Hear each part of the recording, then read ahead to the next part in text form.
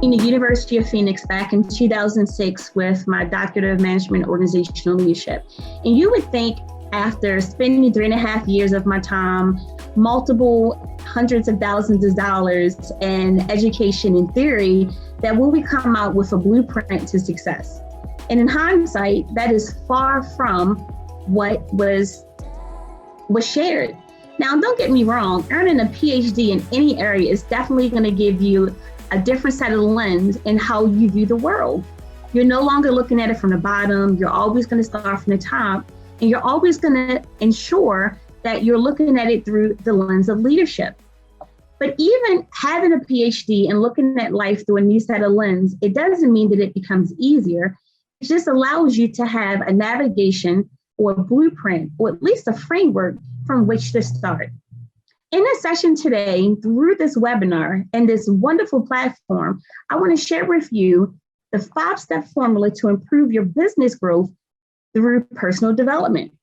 I want you to listen closely, I want you to take notes, and I want you to envision yourself in each of these steps, because we are going to go deep. The first part that I want to identify in step 1 is that when you're thinking about business and thinking about growing your business, scaling your business, or even building community relationships, how do you define your purpose? In the 20-something years that I have been working with entrepreneurs, consultants, career professionals, the one thing that has people stalemate is that their business purpose is not defined. To me, defining your business purpose simply means what wakes you up in the morning.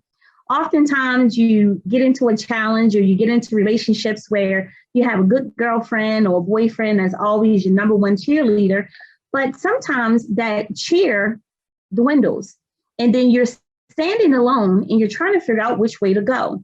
Well, in business, it's no different. So in order to step 1 is to define your purpose. To me, defining the purpose is what wakes you up in the morning. When the people are gone and your cheerleaders are no longer there, what keeps you motivated? How do you define that purpose? In 1946, as Truett Cathy opened up the first Chick-fil-A. What you may not know is that Chick-fil-A is older than McDonald's, Wendy's, and even Chipotle. When she let people know what her business model was, a lot of people laughed at her. How dare you open up a fast food chain and not have them open on Sunday? But what S. Truett Cathy knew is that who she wanted to serve, how she was going to do it, and she did not allow anyone to sway her decision. 75 years later, you can find a Chick-fil-A in almost every town, especially in the South. So my question to you is, how do you define your purpose? I want you to take out a piece of paper, a pen, a pencil, a marker, open up your laptop, open up a new Word document. If you have your smartphone, I want you to open up the notes section or even use Siri. If you have an Android, open up that app. And I want you to simply write down in 2 sentences or less, how do you define your purpose? What is it about what you want to do in your business that's going to allow you to either scale it, launch that grassroots initiative, or build community relationships as a result of it? As Truett Cathy knew exactly what she wanted to do for the urban community. She wanted to have 6 days for her fast food restaurant to open, and on the 7th day, it to be closed. Why? Because in the urban community, the 7th day is a rest day. How do you define your purpose? I want you to hold on to that. As we move into step 2. Step 2, how do you identify your targeted audience? Individually, each one of these steps are powerful, but collectively, it's going to help you move towards that $1 million platform, either as a career professional or a married couple doing business together. So how do you identify your target audience? I identify a targeted audience as a unique niche. A unique niche that if I was lined up with 5 other career professionals, they may be in the same industry that I am in, but they're not going to do things the same way that I do. So what I love to use for this step is an analogy of the goal of a fish store. So you walk into a fish store and more than likely, Everyone wants to go towards that very unique niche where it's only fish, where it's only one of them. It could be 15 people lined up for that one fish. In this case, let's say it's a piranha, right? So everyone goes in, it's beautiful, it's lovely, it's sparkling, it would look great, and a fish tank did set in your living room. But guess what? It's only one of that piranha. The fish sells, and 14 other people no longer have what they're looking for. But if you look across the aisle in that same fish store, there's a fish tank full of goldfish. You know, the great thing about a goldfish is that if I knew the purpose of what the goldfish would do, me and not just 15, but maybe 50 other of those career professionals or couples within my circle could ensure that what they wanted to do in their business could be achieved. You want to know why? Because they're simply looking for fish. So are you going to go after that piranha, or are you going to go after the fact that you want to fish? In life, when you narrow down your niche as to what you want, after you define your purpose, that $1 million mindset is no longer a dream, but surely a reality. I want you to open up a new piece of paper right now. Keep in mind, step one, defining your purpose. And now I want you to simply write down, how do you identify your targeted audience? And of that targeted audience, what makes that audience so unique to you? Because remember, even if you're lined up with 5 to 10 people that may have the very same idea as you, no one is going to execute it the way you do, because that's your baby, because you know why, and now you know who. So how do you define your purpose? Are you going to go after the piranha, which is a unique, or are you going to just go after the goldfish that at the end of the day, everyone is going to be able to get what they're looking for as long as you know what it is and why you're doing it? Exciting, right? Absolutely. Now, we defined the who, which is defining your purpose. The what, we've identified your target audience. And then as you're thinking into step 3, I want you to be able to think about value proposition. Now, why is value proposition so important? Because as a career professional or a married couple that's doing business together, in business together as a couple, not only defining your purpose makes you to understand what gets you up in the morning, even when your bank account is not the way you want it to be, or when you're going against a whole lot of troubles or no's, but it's helping you to understand that whatever you started is what you need to continue with, because that is what is it, because you're in it for you. When you're identifying your target audience, it helps you to narrow down that if you're walking into a chamber of commerce with all of these individuals, all of those people are great, but you know exactly who you're looking for and exactly who you want to work with. But when we get to the step of value proposition, how do you define value proposition? I define it as creating buy-in. And regardless of you as a career professional and you're working a 9-to-5, or you're an entrepreneur, or you're a couple that's getting into a business together, the value proposition for your client is not in it what's in it for you, but it's what's in it for them. And this is where most career professionals, organizations, corporations, and even couples that are in business together go wrong. When we're developing products and services, it's all about what we feel the client needs, what we think the customer wants. But in hindsight, it's the complete opposite. Walmart is a $1 million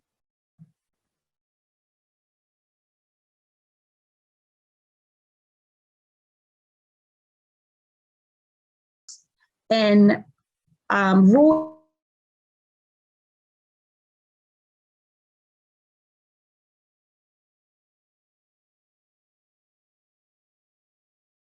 money is not because they don't have product. It's not because what they offer people don't want. But what people don't realize or didn't realize and may not still realize is that what Walmart failed to do in the urban community is to share the value proposition as it relates to the urban market. So as a career professional, when you're thinking about your product and service, or as a couple, when you're going into a business together, how does your product and service serve the targeted audience, step 2, that you're going after? When Walmart decided to penetrate, or at least think about going into the urban market, grassroots community organizations pushed back. They pushed back because not of what Walmart was, but what Walmart stood for. Walmart is an organization that treats that pays their employees low wages. They overwork them, and they're not really getting the benefits for the amount of capital that Walmart is bringing through the door. And in the South, community grassroots organizations were not having it. Until this day, Walmart has yet to be able to penetrate a Walmart regular center, super center, or regular store in an urban market. And it's not about the fact that Walmart didn't have money, because they do. But what they have not been able to do with their lack of positive reputation in the urban market has been able to pivot that value proposition to meet the needs of that urban market. Now, remember back in step 1, when I talked about defining your purpose, as Truett Cathy, the founder of Chick-fil-A, knew right off the bat, not just what she wanted, but the value she was trying to bring to the business. As a career professional, how do you position your product and services so that it benefits others and not just you? Something to think about, right? But it's okay, because that's why you're here. You want to take where you are to the next level. Either you want to scale your business, you want to launch a grassroots initiative with your significant other, or you want to get to the point of being able to build community relationships so that you can take your product and service, who you want to serve, and why you're doing it off the ground. Sounds about right? Absolutely, and I'm glad you're here. So I want you to take out another piece of paper, and I simply want you to think about this for a second. I want you to answer the question, what population of individuals do you serve? And of the population that you want to serve, what value are you bringing to the table through your products and services? And it's not a trick question, and it may take you a few minutes to think about it. If you're able to answer that question right off the bat, great job.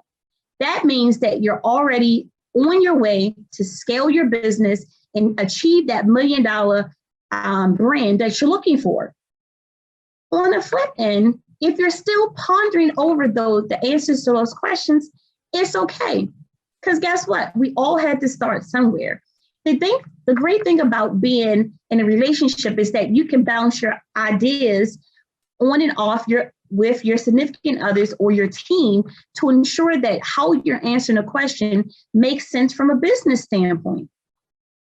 So if you're not able to necessarily answer those questions just yet, guess what? It's okay, because when you're able to get it, you're going to be able to either launch that grassroots initiative that you always thought about, or be able to add on to the thoughts that you may have had prior to listening to this webinar. And then when you're able to do so, you're going to be in a better position to now go out and build communities and relationships. And the reason why building relationships is so important, not just from $1 million mindset or growth standpoint, is that there's truly no I in team. So in order for you to elevate, whether it's scaling your business or launching your grassroots initiatives, you need to bring in a community of like-minded individuals that's going to help you take it to the next level, which is why I'm glad that you're here. So let's review real quick. Step 1 is define your purpose. How do you define your purpose, and what makes it different from anything else that you've ever done? Chick-fil-A is a name brand, 75 years in, and it's not going anywhere. So Cathy Truett knew exactly what she was doing and where she was going when she only wanted that restaurant open 6 days a week with the 7th day off. Identifying your target audience. What makes your audience different from everyone else besides you, right? And then now that you have the first two steps, what is your value proposition that you're offering your client, or offering through a program, or offering through a service that you may not have thought about prior to now? You are on a roll. I want to do something for you really quick, because I know that we don't have a whole bunch of time, but I want you to be able, this might appear very overwhelming right now, but I want you to be able to not just dissect what we're talking about, but really have a tangible plan and blueprint once this is over with. So I want you to text 443-267-8783. I have a blueprint, a deep dive blueprint that I want to share with you just free, but it's going to outline everything that we're talking about and allow you to take it to a deeper level. Sounds good? 443-267-8783, deep dive blueprint, and I'll make sure that we get it over to you shortly after we receive it. All right. We're going into step 4 now, and I can't go in but so deep, but I want you to at least get a basic understanding of exactly why these 5 steps work. And the 5 steps work, again, whether you are a solopreneur, you are an entrepreneur, you're a career professional, you're trying to build a team, you're a married couple or an engaged couple that's trying to do business together. These are just basic 5 steps to navigate from where you are to where you want to go. And when you're able to not just answer the questions, but go deep, then you know that you're working on overcoming those barriers that happen to a lot of organizations that may not make it past the first 2 years or 3 years, or have to close their doors. Step number 4 is marketing plan. Well, what is a marketing plan? A marketing plan to me is a solid plan that's part of your business plan that encompasses step 1, step 2, step 3, and all of the other components you need, not just to grow your business or launch your business or build communities, but really take it to the next level, so that that plan is laid out for you simply to follow it from beginning to end.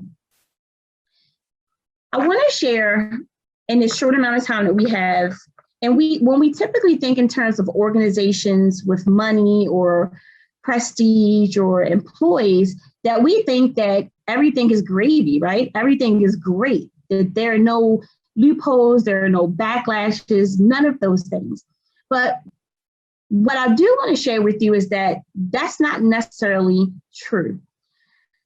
There are about 10 organizations that have had failed businesses that have been around for a really long time. Unfortunately, I don't have a lot of time to share all 10, but I did want to share at least 5 with you in 5 different industries.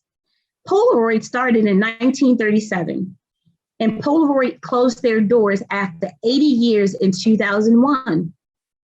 Polaroid was in a camera business. Blockbuster started in 1985 and closed their doors in 2010. Blockbuster is in the movie TV industry. Pan Am, you probably don't remember that, but Pan Am is an airliner, older than Southwest, older than Delta, older than Spirit.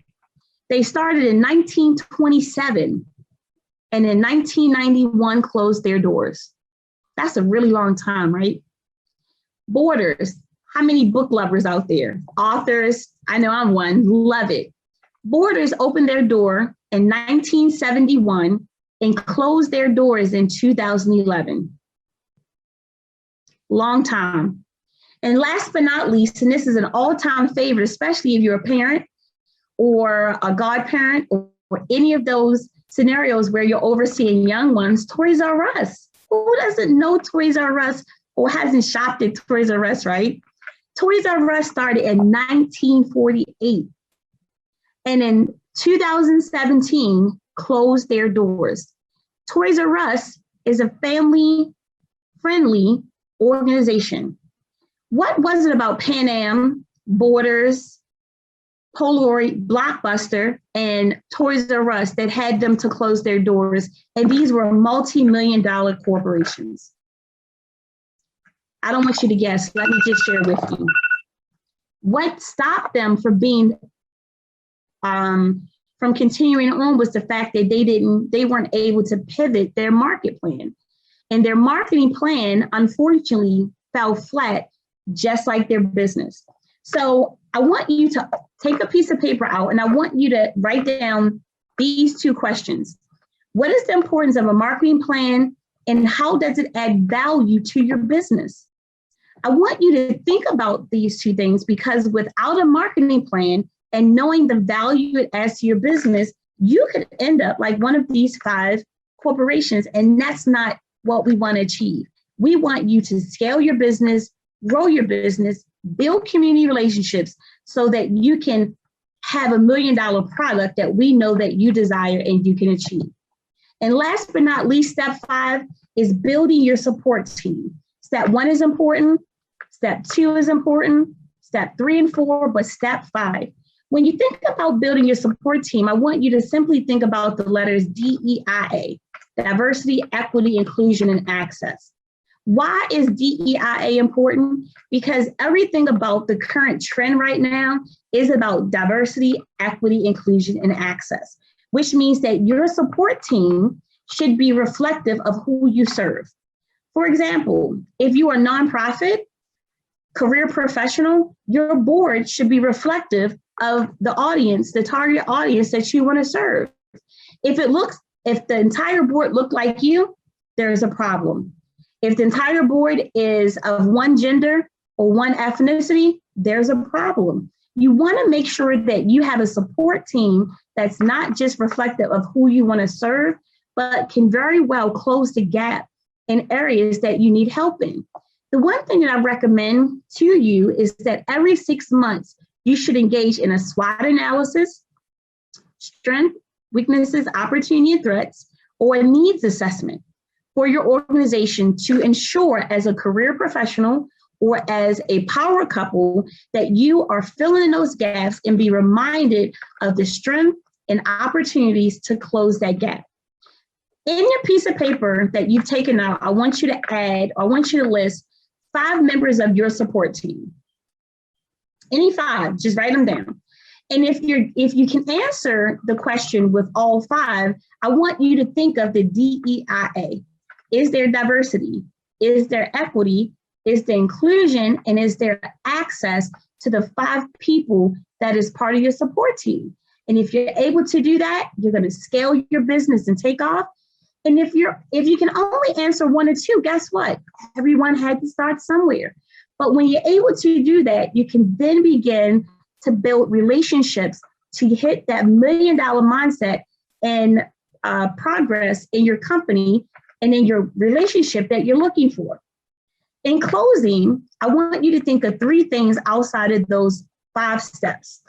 Define your purpose, identify your targeted audience, what is the value proposition, having a marketing plan, and building your support team.